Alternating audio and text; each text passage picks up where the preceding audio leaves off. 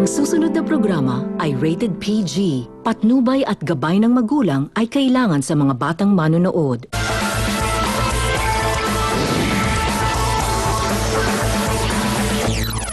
Tutukan ng mga walang prenong aksyon. Huwag na huwag bibitiw dahil aarangkada na. Amang di makatulog, sinamuray ang sariling anak. Nung gabing yon, ang bibi namin nasa duyan na natulog. Tapos narinig kong boses ng anak ko na sumigaw. Pagsigaw ng anak ko, gumising ako.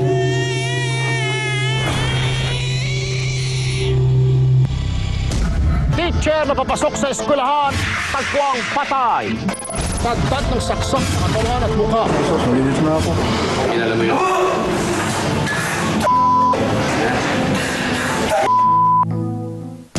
Si Q ng paralan sa Samar, hinahasa na pinatay pa ang batang estudyante. Yung security niyan, wala silang bayodita lang application sa bakit tinanggap ng principal. Hindi naman yan mamamatay yung anak kung hindi nila tinanggap yung na yan yung gwardiya. Ito ang takbuhan ng mamayang nasa katwiran. Tutok, Tulfo.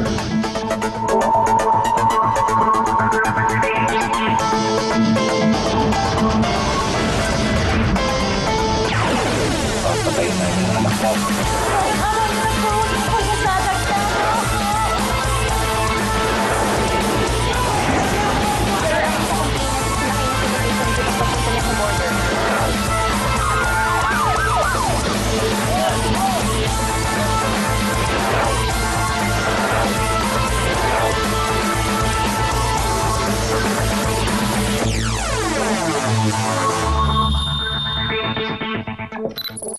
Maagang pumasok si teacher ng araw na yun, pero nakapagtataka, absent siya sa klase.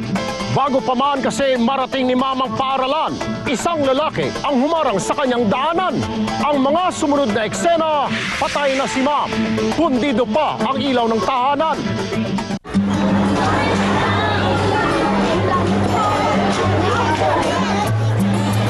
Isang Biyernes ng umaga sa Dila Elementary School sa bayan ng Santa Rosa, Laguna. Late si teacher. Last Friday, February 17, tinanong ko yung isang kong kasamahan. Sabi ko, wala pa ba si Nina? Sabi niya, wala pa. Pero matapos ang mahabang paghihintay, tila isang masamang balita ang hatid ng malakas na ihip ng hangin. Mga 7:30 nga po, ito na po yung isa kong kasamahan. Sabi niya, Ate Flor, si Nina, sabi niya. Sabi ko, ano si Nina? Sabi ko, ganyan. Nag-text ang kuya ko, si Nina daw, pinatay. Bandang alas 5:30 ng madaling araw noong ika-16 ng kasalukuyang buwan, natagpuan ang labing ng 37 taong gulang na guro na si Antonina Labing. Tagtad ng saksak sa katawan at muka at basta na lang itinapon sa kahabaan ng JP Rizal Street sa bayan ng Victoria, Laguna.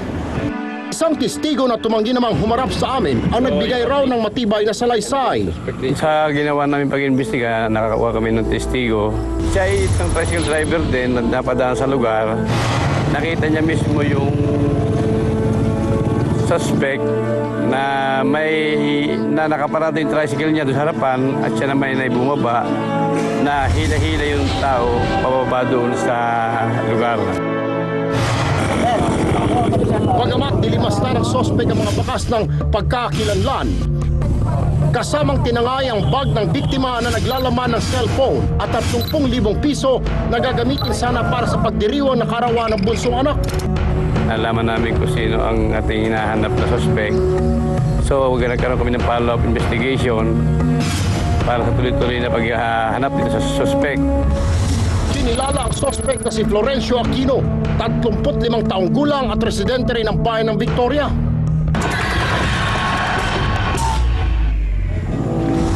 Hinihinalang ginagit ang biktima mula pa sa kanyang tirahan.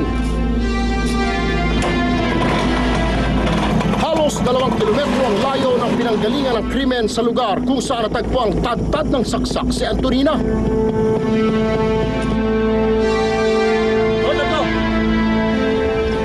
At matapos ang arukal-dumal na pagpaslang, saka na lang itinapon sa gilid ng kalsada. Kaya't Kasama ang mga operatiba, tinungo namin ang tahanan ng sospek para mag-usisa sa mga lugar na maaring takbuhan niya. Sa ngayon, gusto ko siya makausap. Parang naghahanap ako ng isang tawag. Kasi gusto ko malaman. Hindi ko alam kung ano nangyari. Sa 10 taon daw nilang pagsasama, hindi niya lubos maisip na kayang gawin ni Florencio ang brutal na pagpaslang. Hindi ko sa sarili ko na magagawa niya kasi may anak kami. Kasi kilala ko siya eh.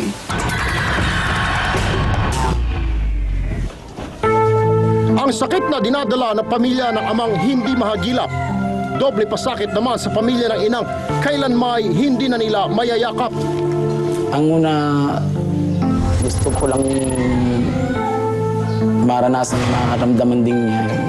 Gusto ko iparamdam sa kanya yung ginawa niya sa asawa ko. Kasi pagka nung nakita ko yung asawa ko, talagang napakasakit yung nangyari. Noong nakaraang Lunes, unti-unti nang nabigyang linaw ang pag-usad ng investigasyon. Bukod sa mga dagdag na impormasyong nakalap, naibalik rin ang motor na ginamit raw mismo ng sospek sa pag-eskapo. Hanggang sa kami nakarating dito sa may area ng Santa Cruz, Laguna, na dito tinuturo yung tricycle na ginamit. Halos kabuuan ng tricycle, sinira na nila. So ito ay binago nila ang itsura at tigwahiwalay pa nga piyesa nito. Positibong kinilala ang nakuhang tricycle na siyang minamaneho ni Florencio Aquino. At nito ngang Miyerkules, makalipas ang 5 araw na pag-aagila, tuluyan nang napasakamay ng mga otoridad ang sospek na si Florencio Aquino matapos umiskapo patungong lungsod ng Quezon sa Maynila. Pero ang malapalos na si Florencio may dinadawit na pangalan. Binalang yun? Binaluhan? Ha? Sino nagplano? Sino siya? Anong pangalan sa Ang tinutukoy ng sospek, mismong si Alberto Labing na asawa ng biktima at isang tricycle driver din. Nakasama raw niya ito sa toda at naging katropa noong namamasada pa siya sa Victoria. Posible kayang ang dating magkabarkada magkakunsaba rin sa brutal na pagpaslang. Pero kahit gaano kailap ang isda, sa sariling bibig pa rin ito nahuhuli. At sa pagkakataong ito, ang isdang nahuli, gawa-gawa lang ang sinasabi. Ano sinasabi sinabi? Tapos? Tapos? Pinutusan ka niya? Ano? Oh, ganun na lang? Alam mo yan, kwento mo na lang yan. Tingin ko, kwento mo na lang yan.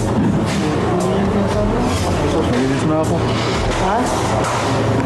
Ano? Nalilito ka na. Sige na.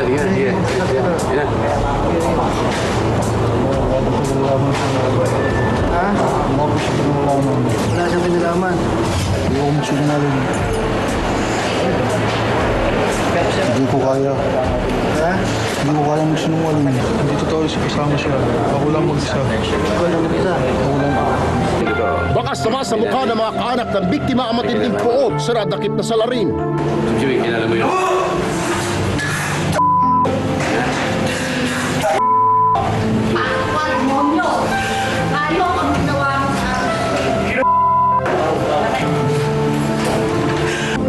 Meron ka rin namang anak.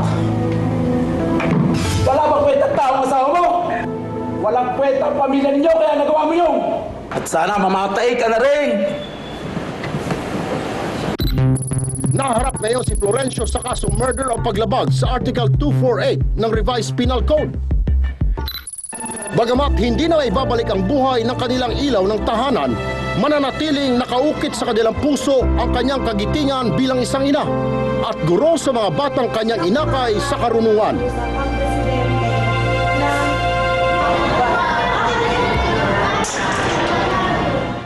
Tutukan, 3 buwang gulang na sanggol sinamuray ng sariling ama.